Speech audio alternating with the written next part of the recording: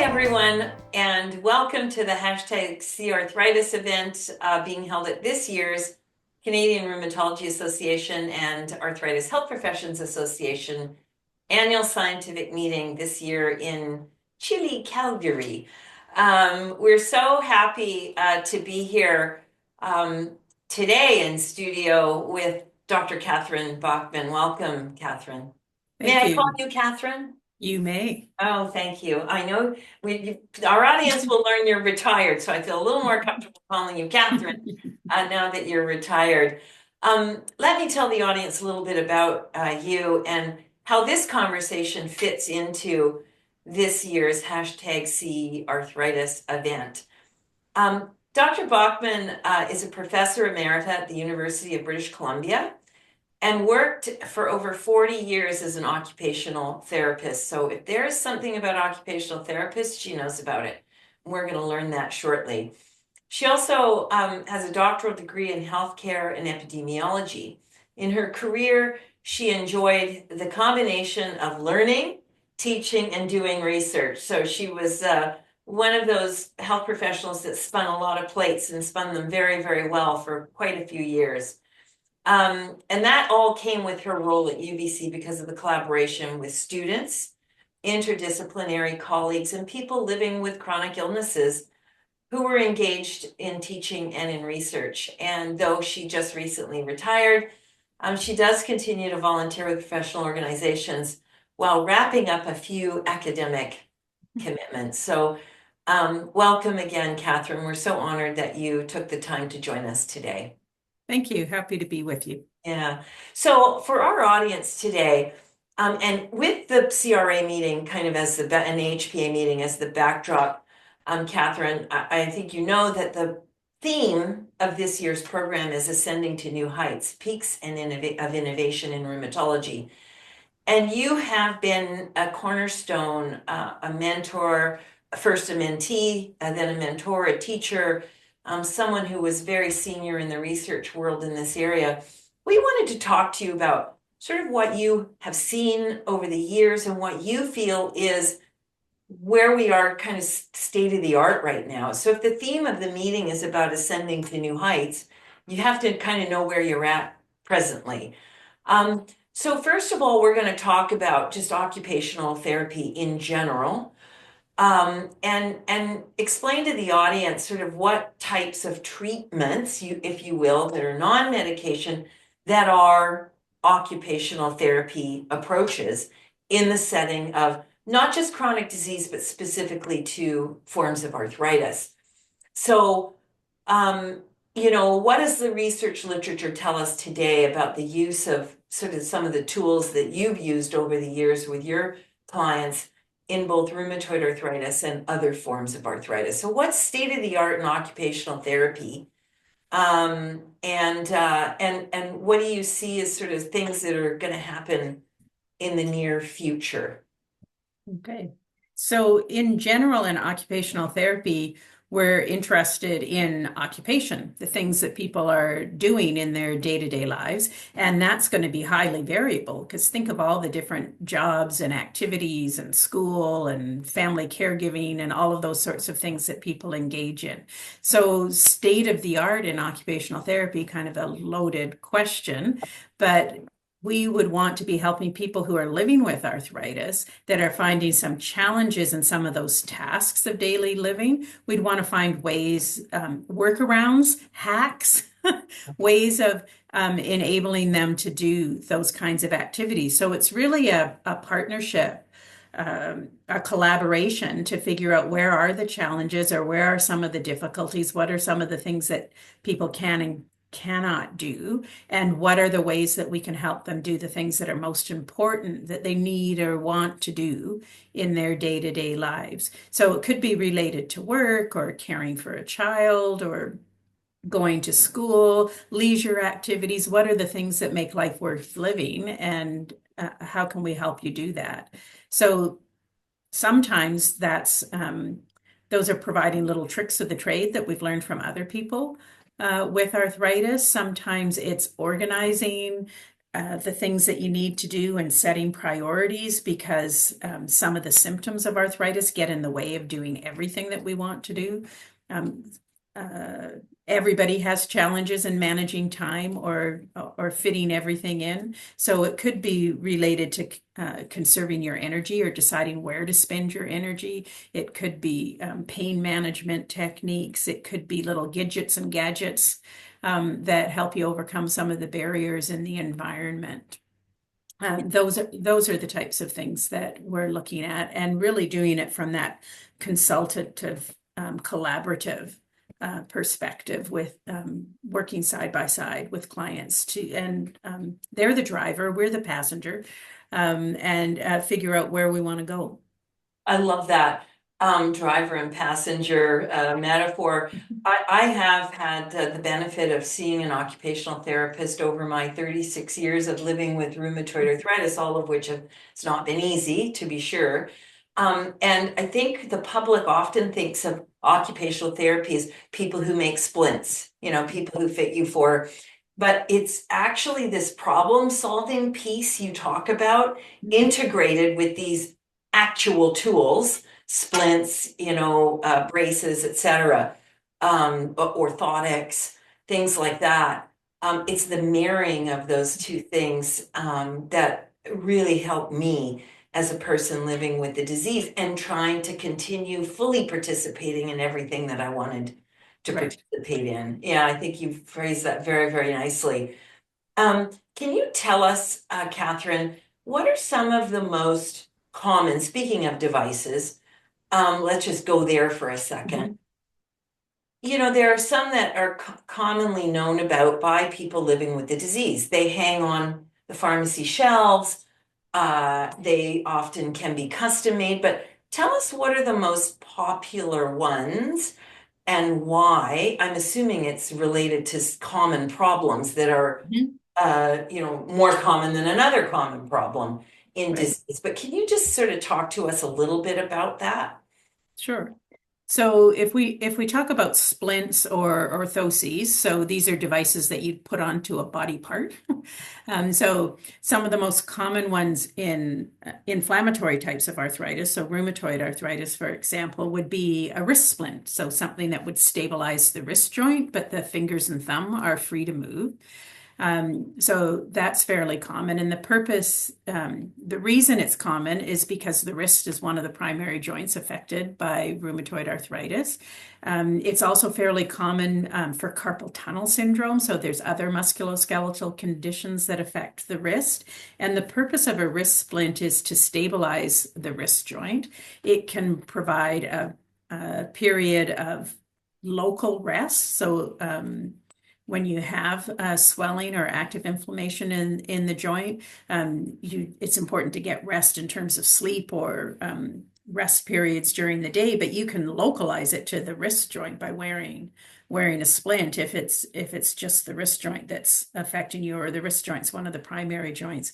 But it's also by stabilizing the wrist joint, so if there's some weakness or it gives some additional support to the joint, then it enables a stronger grip. So if you need to be lifting or carrying different objects, this is where people often find a wrist splint to be invaluable, is for specific activities. So it doesn't work for everybody all of the time. And this is what makes it difficult when things are on a shelf and you see them Yeah. in the store and they're promoted for arthritis, and they're not going to be for everybody with arthritis. So you really have to marry together or match together. Well, where do you have pain? Where do you have swelling? What's it getting in the way of doing? Because if you really need to manipulate your fingers and thumbs, then stabilizing a joint may or may not work for you. And But if you need to I yeah, imagine, is a big deal. yeah, Yeah. yeah. So so lifting wrist splints really good for people who have pain, perhaps some swelling in their wrist joint. They need to do some lifting and carrying, and it helps. And they wear them for those particular activities. So they might be wearing them at work. They might be wearing them for uh, pushing a stroller or lifting a kid in and out of a car seat, something like that. So they'll wear it for specific activities.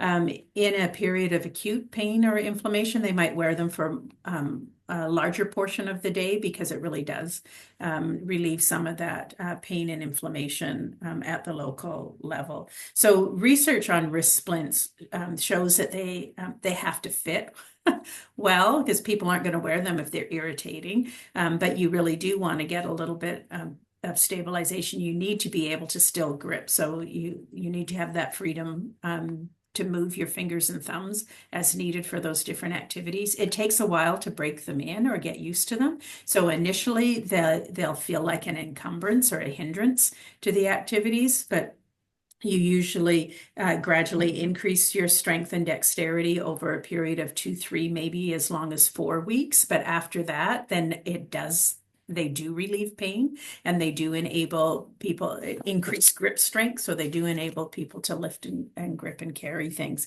Yeah. So it needs to be the right device for the right purpose in order for it to work. Other common ones are finger splints. Sometimes that's a positioning device to keep a wayward finger out of the way when you're doing things. Because sometimes the joints are in odd positions, or you get a little bit of a contracture somewhere, or sometimes the ligaments that are supporting the joint are a little bit lax and they're not supporting the joint. And so silver ring splints are popular for some people just to position some of the smaller joints in the fingers, and then that enables them to use their hands for the activities they need to do. And probably the next most common device would be supportive shoes with or without a foot orthosis. So a shoe can be really important in terms of stabilizing the hind foot, so the joint just below where your ankle and foot meet, and foot orthoses can then also be supporting the arches of the foot. And you can't get from point A to point B if you're in a lot of pain or discomfort. And so a good pair of shoes, well-fitting pair of shoes, and a foot orthosis can often make the difference in supporting your feet, and that provides a stable base for your knees and hips and back as well. So it can be very important to get a well-fitting shoe and foot orthosis. And again, you can get those off the shelf, but they're not necessarily always going to fit you. So a really good fit is important. And this is where you maybe want to see, in the case of the feet, a podiatrist or a physical therapist or occupational therapist. Maybe all of them can weigh in that regard, and an occupational therapist or an orthotist in terms of the wrist splints. And people can, if you're working for a company and you have an employer provided health insurance plan, seeking the advice or the help of an occupational therapist is often a part of those plans. Right. Often there is a stipend or an allowance for a type of orthotic. And then in terms of where people go to get those things, they're either, prescribed by an occupational therapist or by a podiatrist, for example. And most cities in Canada, which is where we're situated, have larger type of stores where they have actually trained personnel that can help. They might not be trained in arthritis, but they'll be trained on the devices. And so we have always found those to be very helpful, rather than going, nothing against the drugstore devices, but if you need something where there's, some more consideration into the fit or the actual choice that you make of a range of products, that can be very helpful. Yeah, it is important to know that if you have health insurance, it may cover there'll be a limit to what they will cover. And so you don't want to misspend Right. limit, which is a reason for going to see somebody who knows a little bit more about some of those devices. So you might be offered $400 or $500 for foot orthoses every 2 or 3 years, or you could use your health spending account in some insurance plans for any of these types of things that you might want to spend them on. But typically they won't be covered if you just buy them off the shelf in a supermarket or a They drugstore. require a They prescription. require a Yeah, prescription so that yeah, they know that they're medically necessary um, right. pieces of equipment. So you do want to keep that in mind if you're in order to make the best use of some of the financial resources that are available to you. Right, that's a good point. When we are using a device and I think at some point you do become reliant on it if you want to continue to participate in that activity. How do you know, Catherine, when you kind of need to move on to the next stage and seek out surgery? Is it really just about pain? I imagine function is also a part of that. Yeah, Yeah, I think pain and function are big parts of it. So um, you might just need a new device because things wear out. So it's just like you don't have buy one pair of shoes when you turn 20 and you wear them till you're 65. Um, but so the shape of your body changes over time and your needs, and there's some wear and tear on these different devices. So it could be that you need a new orthosis or you need a new splint. So if there's a return of pain or a new discomfort, then something might have changed, and you maybe want to go back to the original health professional who prescribed it or helped you with it. Or maybe you're seeing a new one. So, you're maybe looking for a new device. You may It may have been suggested that you use a splint as a conservative treatment for a joint. And this can apply to the knee joint, like with a knee brace, or the wrist joint, like with the wrist splint, or shoes and walking with a cane or a walking pole in terms of the ankle or foot, for example. And then people follow your physician and surgeon follow it over time. So you might be trying this out while you're on a waiting list to see an orthopedic surgeon, for example. You may have been trying it out at the advice of an orthopedic surgeon who says, well, try this first before we do the wrist surgery, because you can often delay surgery and it's not just the device by itself, it's a combination of exercise and some lifestyle management and the device and so forth. And maybe that'll work. And if you're satisfied with that's happening, you have all these checks and balances or pros and cons of having surgery. And it's got to be in the context of your life and all the demands that are on you. And if the splint is doing enough for you that you think I can live with this and I prefer this over surgery, then that's great for as long as it lasts. But it might also not last forever. And just because you change your mind or your circumstances change or things, so that then you speak to the surgeon again. But surgeons are usually offering the surgery for pain and function reasons, so that you can no longer tolerate the pain, you're no longer able to do your job or do the activities that are most important or needed of you in your day-to-day life. And so that's the reason for proceeding. yeah. I want to sort of turn our attention to the research aspect. I mean, everything you've been talking about, at one point you learned because you were doing research in these areas, you understood what was being published in the literature, you had your clinical training and experience as well. When you think about today and what you did in the research world, Catherine, what are some pearls you can offer to the person who's starting out in research in occupational therapy? What would you say to them today? So I've had the benefit of working with multidisciplinary teams and people living with arthritis in almost all of my research. And for a very long time, because we were criticized for having patients as co-authors. in some of our early studies. And so some people today couldn't believe some people would still criticize us, but most people can't believe that there was a time that wasn't today. That Right. wasn't the way things were happening today. So now it should seem like perfectly common sense that you'd ask people who are living with arthritis, what's most important to you? And and engage with them as partners in the research process so that you're asking, not just asking the right questions, because as a clinician with a lot of experience and having heard a lot of patient stories, you can probably come up with questions that are really relevant and important to people living with arthritis and the practitioners that work with them so that you're offering better treatments.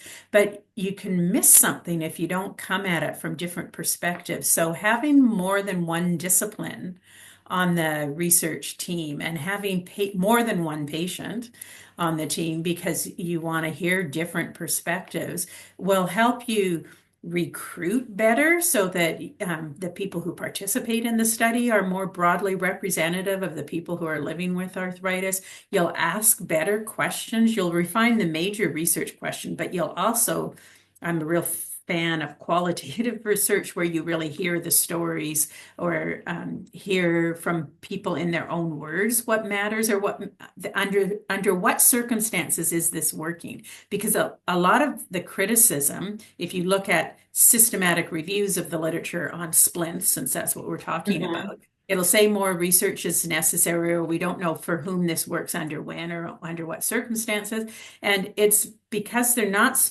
the study didn't spend enough time asking that part of the question.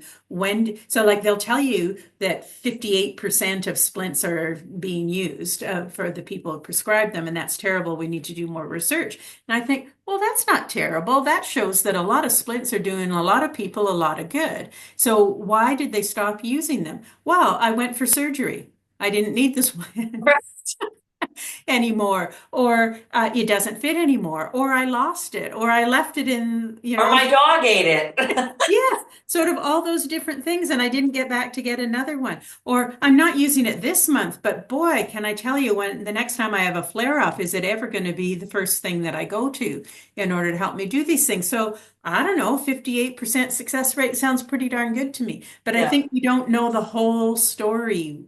So like that's why you want to have a team, you not do it by yourself. That's why you want your team to have all of these different perspectives. You yeah, and I would say you actually you want your team to have junior and senior people too. I think because every perspective is an important perspective in a well-rounded study. Yeah. So yeah, so I would say that that's pretty important, and also not giving up.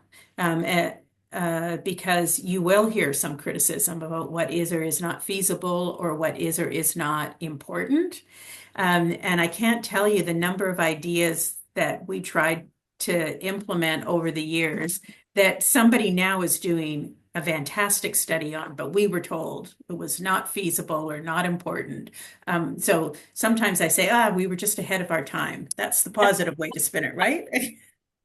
Absolutely. But maybe we didn't argue it, like maybe we didn't substantiate it enough, or we didn't our arguments were not compelling enough for that to really fly at that point in time, or it just wasn't their time. But the tolerance, I think really the tolerance for a different approach Yeah, wasn't there yet when you were pushing the yeah, tolerance level, yeah. right? Yeah, and there was probably a way if we listened a little bit differently, think, okay, like what would fly? And so, Yeah. you got to get your foot in, you figure out how to get your foot in the door Well, a I know little bit, so and then many build. pieces of your research, all of your research has been super innovative, and what I really take away from those pearls is obviously this is self-interest here, is patient engagement and involvement in your research. And I really love, you talk about the multidisciplinary approach. And I think here at Arthritis Consumer Experts, we're constantly talking about how lived experience is a discipline. That is part of a multidisciplinary approach in research. And when we start using language like that, it's amazing how it captures people's attention, and all of a sudden you're given, this approach is given, Mhm. a higher mark, if you will. Right. Um, if when you think about research, just in closing our conversation here, Catherine, much has been done about translating the knowledge that you hold, your community of physiotherapy holds, out to the people who really need it, but not only them, to other areas of expertise in your field, such as in physiotherapy or clinical rheumatology.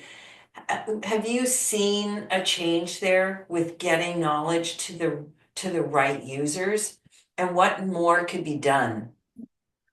Well, I think I've seen a change because, gosh, when I started, we used to have to type out our slides and send them to an audiovisual department that took photographs and actually made 35 millimeter slides out of it. So, like all this me all this media, so the way people can do infographics or they can film themselves on their phone and pop up a YouTube video and nothing flat. So I think there's a lot of different creative forms of sharing this. But on the other hand, because there's so many, people can be inundated with tons of information and knowing what's credible. I was just going to say the Yeah. quality of that tons of information Yeah. varies. Yeah. So it's really hard to know if you've got quality and accurate information and if it's credible. So you do need to do a little bit of research and look for indicators of credibility. So one of the changes I can say, or in plugging occupational therapy, is that the practice magazine that the Canadian Association of Occupational Therapists has published for many years, called OT Now, or Occupational Therapy Now, was a practice magazine in order to distill ideas and distill the research and get it out to practitioners, but it was always a member benefit, so it was behind a paywall. So as of this year, 2025, that's totally open access. So that means anybody can access it. So then that means you can tell stories to every audience. And so from time to time, an issue would be open access. So there might have been an issue on assistive devices, for example, that you would have then farmed out to physiotherapists and rheumatologists and the whole rehabilitation sector, as well as patients' family members who needed information on that particular topic. So the association shared special issues from time to time, but now they're sharing everything. So I think, and they're not going to be alone in that. So I think a number of different organizations, patient-led organizations, professional-led organizations are figuring out ways, because I mean, you got to pay people to do this work. So there's reasons it was behind paywalls. They were using member fees to buy it, and members aren't going to join Right. if what they're buying is available to everybody for free. So they had to figure out new models about Yeah, how you to have make to the figure out economics what work. is the Yeah, value proposition yeah.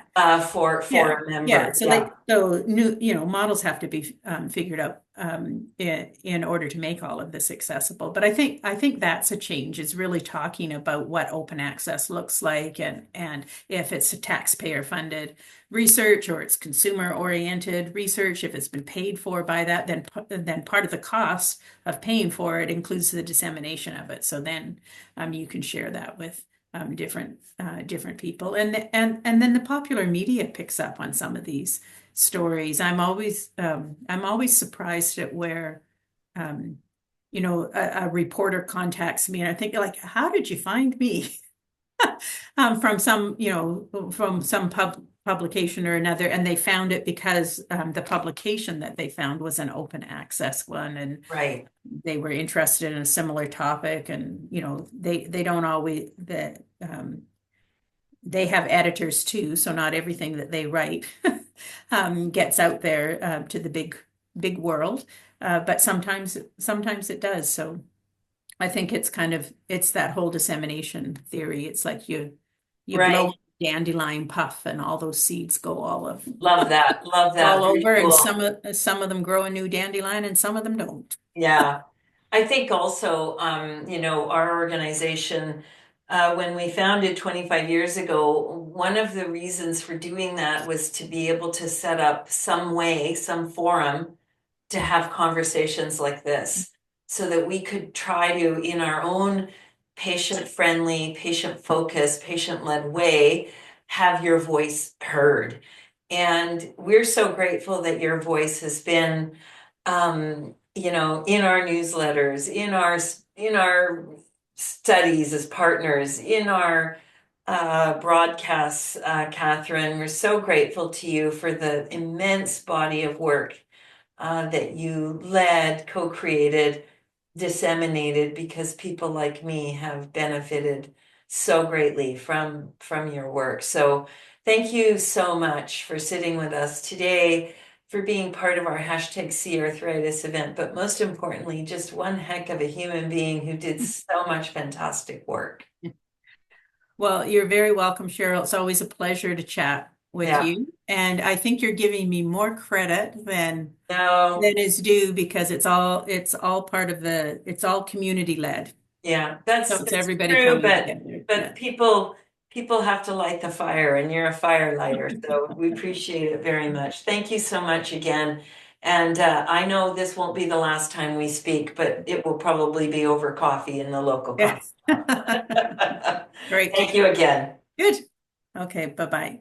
Take care, everyone. We appreciate you dropping in, and stay tuned for the next episode of hashtag C Arthritis. Bye for now.